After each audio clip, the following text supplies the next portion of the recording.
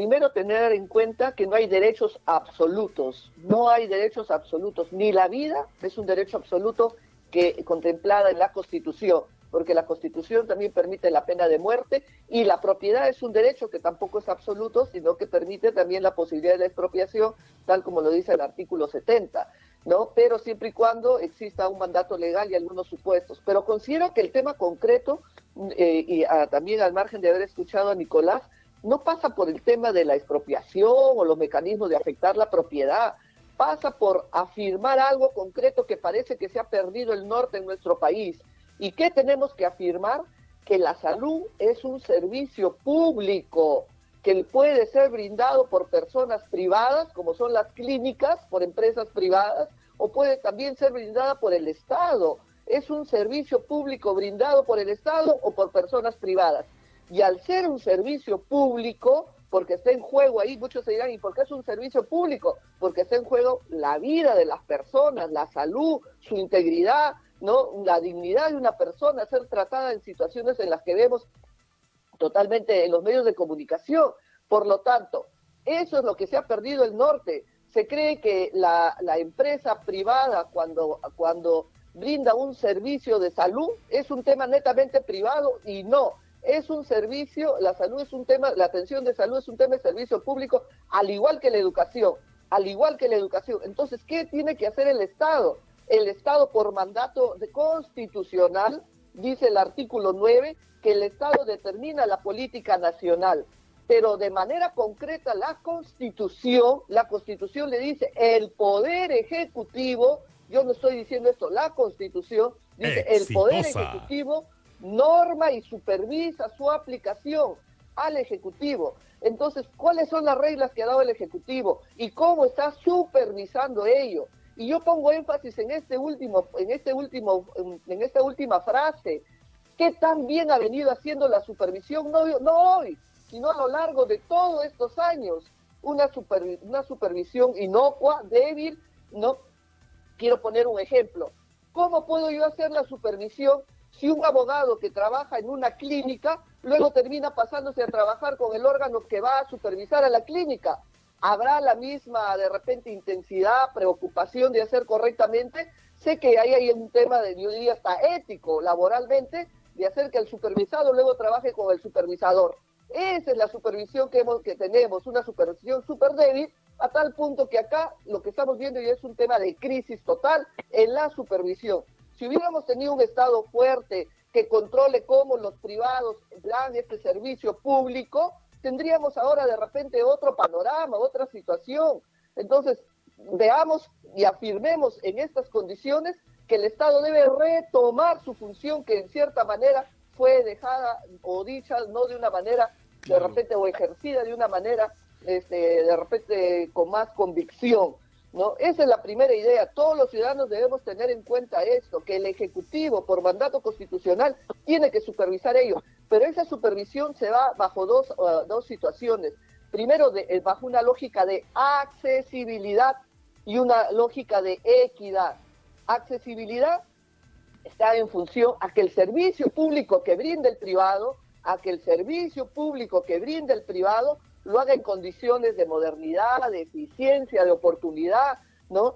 De tal manera que de accesibilidad, vamos a ver los costos, los precios, es razonable los costos que se fijan por la atención, y si esos costos se han venido fijando antes de que comience esta pandemia, entonces todas esas son las variables que tienen que ser controladas. Esto no es un mercado donde se puede dejar a la libre oferta y la demanda. No estamos ante esa situación. Es un servicio público que sí requiere una participación por parte del Poder Ejecutivo por mandato constitucional. Y cuando hablamos de equidad, también está en función a que hay que considerar que las personas de repente de menos recursos deben también tener la posibilidad de tener un servicio tan igual como también lo tuviera una persona con buenos o posibilidades de recursos económicos, ¿no?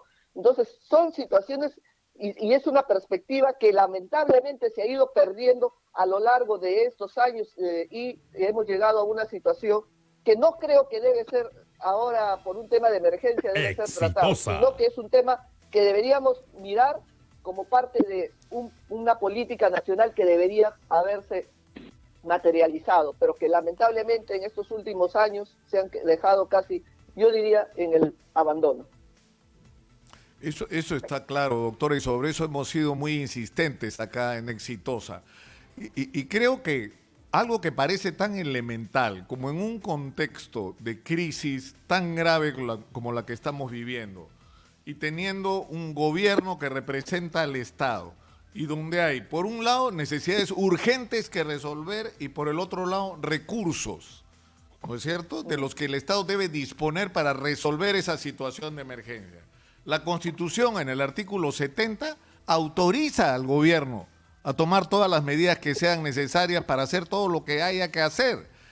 Y la Ley de Movilización Nacional, que ayer el especialista en desastre, Pedro Ferradas, tuvo la gentileza de alcanzarme. ¿Por qué? Porque esto ya se discutió en relación a qué se hacía si ocurrió un terremoto. Ahora estamos hablando de una catástrofe a otro nivel, pero de características similares por la cantidad de muertes que está provocando. Entonces, tenemos los instrumentos legales para hacerlo.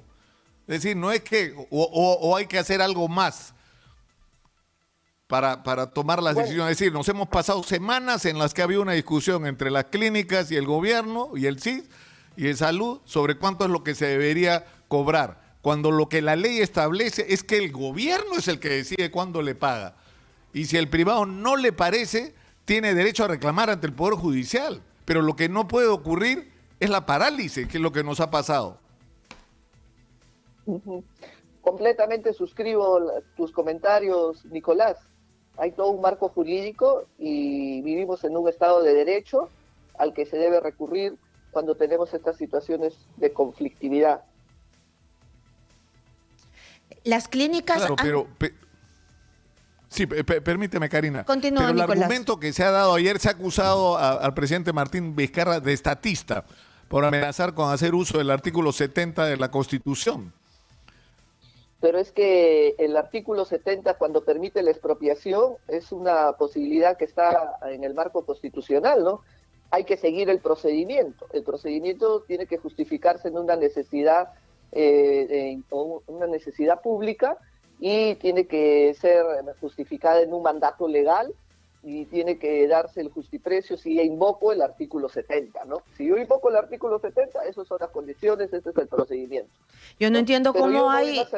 Sí. Yo no entiendo cómo hay abogados que han salido a decir que esto es parte de una dictadura, que es una es anticonstitucional. Entonces queda clarísimo que es constitucional porque está escrito pues ahí en nuestra misma Constitución. ¿Cómo interpretan eso? Bueno, hay que seguir un procedimiento, como dice la Constitución, ¿no? Tiene que basarse la privación de la propiedad en un tema de interés público, de necesidad pública, mejor dicho, de necesidad pública, y ser sometido al control del Congreso, que tiene que existir una ley y tiene que existir un justiprecio necesariamente. Pero eso es todo un procedimiento a seguir. Claro, pero en este caso, doctora, pero en este caso, claro, pero ni siquiera estamos hablando de expropiación, que es lo más increíble. Es decir, lo que se está discutiendo, porque esto no se refiere solo a las clínicas privadas, es decir, la discusión es cuánto van a cobrar las clínicas privadas como un justiprecio por dar el servicio que el Estado va a... Es decir, el Estado tiene que disponer de todas las camas de hospitalización y las unidades de cuidados intensivos que existan. Ni siquiera se le está expropiando de manera permanente, se está interviniendo para incorporar, digamos, en todo el paquete de atenciones que tenga disponibles el Estado a las clínicas privadas. Pero eso se puede extender también al tema del abastecimiento de oxígeno y de las medicinas, donde se ha repetido la misma discusión. O sea, el gobierno pidiéndole prácticamente por favor a los laboratorios y a las productoras de oxígeno que hagan lo que hay que hacer cuando está absolutamente en sus manos tomar las decisiones que se deban tomar. Es decir, te pones a producir oxígeno y esto es lo que te voy a pagar. Y si no te parece, según la ley, me podrás demandar, porque el sustento legal, yo entiendo, doctor, existe. Si existe la Ley de Movilización Nacional desde el año 2003 y existe la declaratoria de emergencia, ¿qué más se necesita para aplicar el artículo, digamos, parcialmente? Porque en realidad no es una expropiación, insisto. expresamente de lo que estamos hablando, sino la toma de control sobre determinadas actividades de sectores de la economía. Sí. Nicolás, los artículos de la Constitución no pueden leerse de manera aislada. El artículo 70 tiene que leerse a la luz del artículo 9 que acabo de citar. El Estado determina la política nacional y de manera concreta el artículo 9 le da esa atribución al Poder Ejecutivo, no le da a cualquier órgano, no le da al Congreso ni a ningún órgano autónomo, al Poder Ejecutivo. ¿Y qué le dice textualmente la Constitución? El Poder Ejecutivo norma y supervisa su aplicación de esta política nacional. Por lo tanto, el Poder Ejecutivo tiene todas las prerrogativas constitucionales para ejercer ese control y supervisión, más aún en un tema de una emergencia sanitaria, ¿no? Tenemos una base constitucional sobre el cual nosotros los ciudadanos podemos también exigir que se brinde este servicio. Es decir, que si el presidente, es decir, si no se terminara porque el acuerdo se ha hecho un acta, el día de ayer se ha avanzado en un acuerdo, entiendo que el acuerdo consiste, entre otras cosas, en que se va a valorizar en 55,000 soles el paquete de atenciones a los pacientes que vayan a unidades de cuidados intensivos por el COVID, pero el acuerdo, hasta donde entendemos, todavía no se suscribe. Entonces, en el caso de que no ocurra, el presidente podría aplicar el artículo 70 de la Constitución y nadie podría decirle que está violando la ley ni convirtiéndose en dictador. Yo me remitiría a fortalecer el papel del Poder Ejecutivo para controlar, no solo supervisar y sobre todo hacer realidad lo que dice el famoso artículo 9. Dice que debe también viabilizarse el acceso equitativo a los servicios de salud. Y cuando hablamos de acceso equitativo, tendríamos que ver el tema de la calidad del servicio y sobre todo el tema de los costos, el tema de los precios, ¿no? Que es una variable que debe ser analizada también en este tema de negociaciones. Es decir, yo creo que el Estado tiene que empoderarse porque el tema de la salud es un derecho básico a la vida, ¿no? y a la propia integridad de una persona. Doctora, es decir que con el artículo 9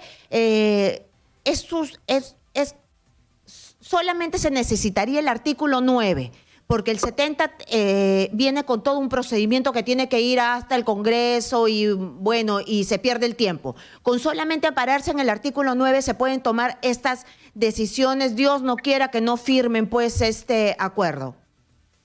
Karina, el artículo 9 es el que le otorga por mandato constitucional al Ejecutivo que tenga que materializar el tema de accesibilidad al servicio de la salud y en condiciones equitativas para todos los ciudadanos en general, ¿no? Y además señala que es el Estado el que señala la política de salud, ¿no? Eso es el mandato constitucional. Ahora, ¿cómo hago? ¿Cómo lo viabilizo? Si yo quiero por una estrategia tal vez recurrir a estos mecanismos legales, ese ya será la mirada que tendrá que ser el Ejecutivo para materializar ese mandato constitucional, ¿no? Eso es lo que tendríamos que tener en cuenta. No se puede mirar una expropiación o pensando en estos temas que se está señalando, sino mirar por qué, cuál es la fuerza.